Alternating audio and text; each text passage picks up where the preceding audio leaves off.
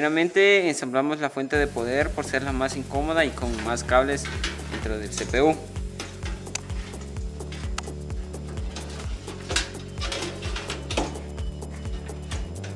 Segundo, alineamos los orificios de tornillo con la tower. Y comenzamos a atornillar. Vamos a dar un tip para probar si la fuente de poder funciona antes de seguir con el ensamblaje de la computadora. Para evitar una descarga eléctrica vamos a agarrar una tachuela con una pinza. Vamos a colocar la tachuela en el único cable verde que encontramos, en cualquier cable negro, y como podemos oír, la fuente de poder ya funciona. La fuente de poder tiene que estar conectada a un cable de tomacorrientes. Después de instalar la fuente de poder, el segundo paso es instalar la CPU o la unidad procesadora central en la motherboard, que es esto, seguido del disipador de calor. Bien, primero, como precaución, es importante que se utilice una pulsera antiestática, o ya sea colocar la motherboard sobre una alfombra antiestática para prevenir descargas electromagnéticas en los pines de la UPC, para evitar que se arruine. Se sujeta la CPU al socket de la motherboard. Se alinean los pines conforme al socket y solo se deja caer en esta forma. Se finaliza presionando o bajando el dispositivo de sujeción o sujetador de la CPU en esta posición. Como segundo paso, se le instala el disipador de calor sobre la CPU, que es este. El disipador puede variar de marca, este es marca Intel. Se coloca en la posición donde están los sujetadores de presión, de esta forma. Se deja caer y se hace presión.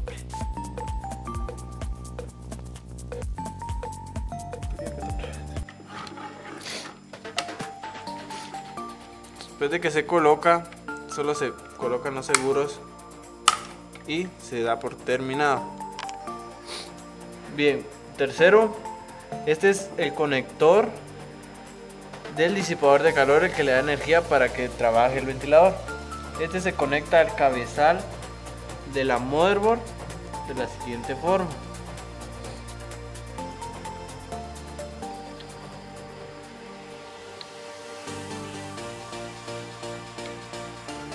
Ahí.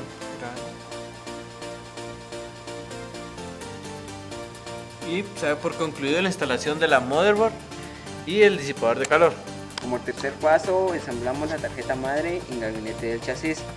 Alineamos también los tornillos, los orificios de los tornillos, y también alineamos los puertos de la tarjeta madre. Y después procedemos a atornillar.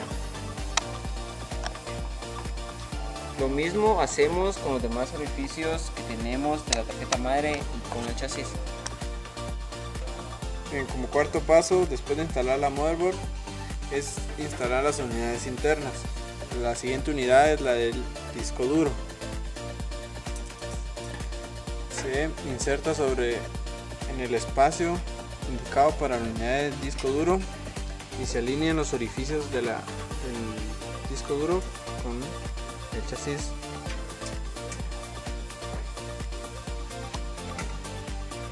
Y apretamos los tornillos. Seguido de instalar la unidad de disco duro, seguimos con la unidad floppy. La unidad floppy, los modelos recientes ya no la traen. El modelo que nosotros utilizamos todavía la contiene. La insertamos en el orificio a la par de la unidad de disco duro. Después alineamos los orificios de los tornillos en donde corresponden. Ya. Seguido de alinear los tornillos, los orificios de los tornillos, proseguimos a colocar los tornillos. Para que nuestra unidad quede bien, levantamos un poquito y apretamos los tornillos.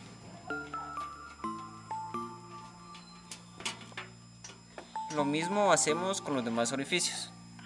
La siguiente unidad que se instala es la unidad de CD-ROOM. Se coloca en el área indicada entre este espacio.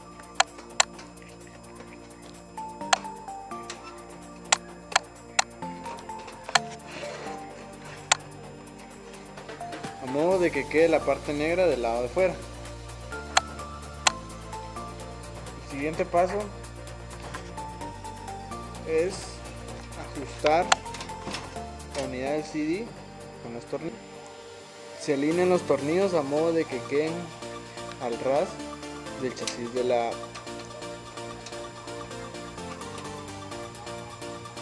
y se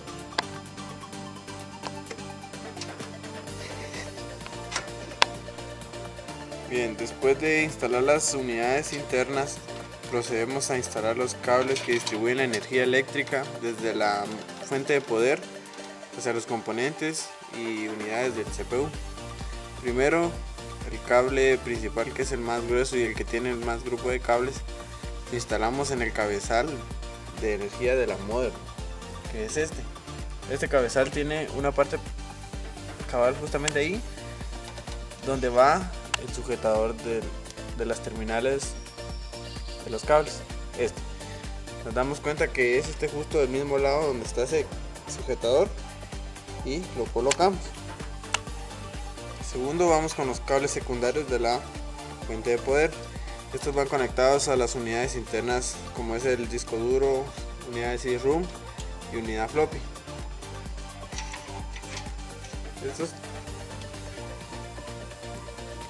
Cada unidad posee en la parte de atrás unos cabezales en donde se conectan estos terminales.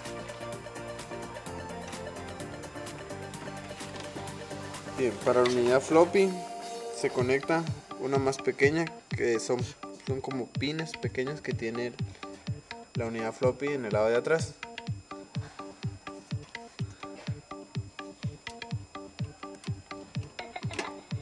Bien, ahora procedemos a la unidad del disco duro. Esta también es igual que la del CD-ROOM o DVD.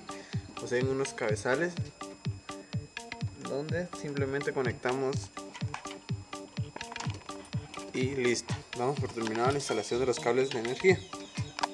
Después de colocar los cables que llevan energía de la fuente de poder a las unidades de la CPU, vamos a explicar las ranuras principales que tenemos aquí del CPU. Tenemos la ranura AGP, que nos sirve para expansión de video de nuestra computadora. Tenemos las ranuras PCI, que nos sirven para expansión de sonido y video. Y tenemos la ranura CNR, que nos sirve para una tarjeta de red. Y también tenemos los cabezales de ID. Los cabezales de ID van conectados a los cabezales de SATA.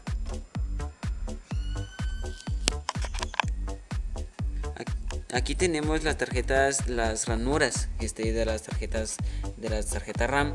La tarjeta RAM su tamaño podría variar, podría ser de tarjeta DDR o DDR2 o DIP, que varía según la tarjeta que vamos a insertar. También podría haber la tarjeta CDR RAM. Estas que miramos aquí son cabezales ID. Bien, como siguiente punto vamos a instalar los cables SATA, que son estos. Estos son los del disco duro. Se reconoce porque tienen las terminales negra y azul. La negra va conectada al disco duro y la azul va conectada a la mother.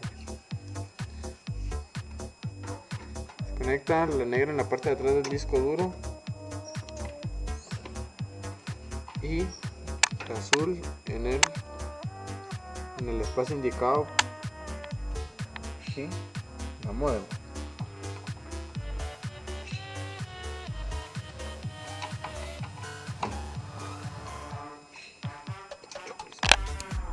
Siguientes, los cables que vamos a conectar son los de la unidad floppy. Esos son un poco más delgados y poseen un mayor número de pines. Y conectamos el primero en la parte de atrás de la unidad floppy y el segundo en donde corresponde, que sería en esta, que corresponde a pedazo aquí.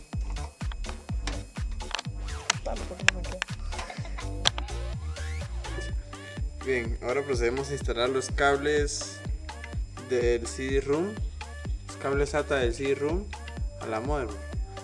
Los de la motherboard, los terminales de la motherboard tienen unas partes amarillas en los costados, estas, y las que van conectadas al CD-ROM no. Se conectan en la parte de atrás del CD-ROM. Los primeros de la siguiente forma, y estos van conectados alrededor de todo, conectados en este espacio.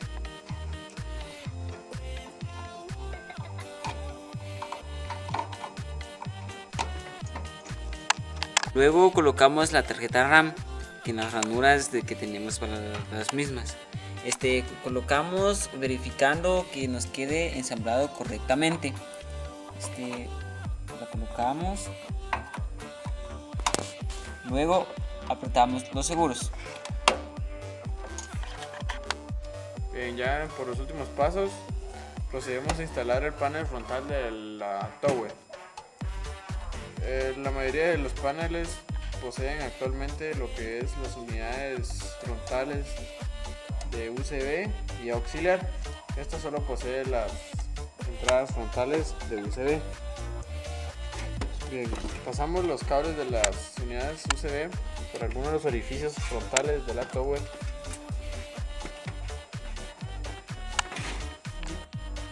Bien, después de colocar la parte frontal, procedemos a atornillar en los orificios que posee la tower. Aquí. Lo mismo hacemos con los siguientes orificios que están en cada esquina del panel frontal.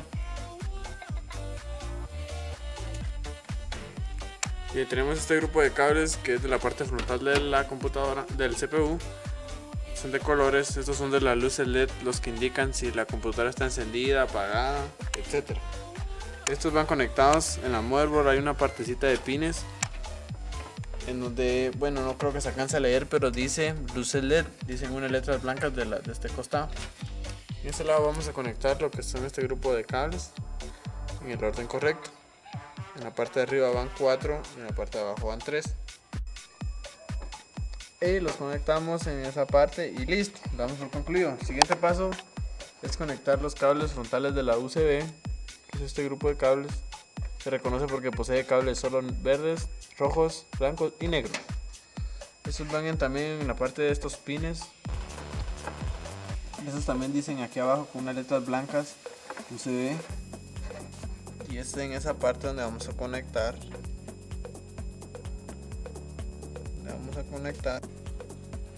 Bien, los conectamos en estos pines y listo, quedó por concluida la instalación de las USB frontales y las luces LED. Por último, instalamos los paneles laterales de nuestra CPU.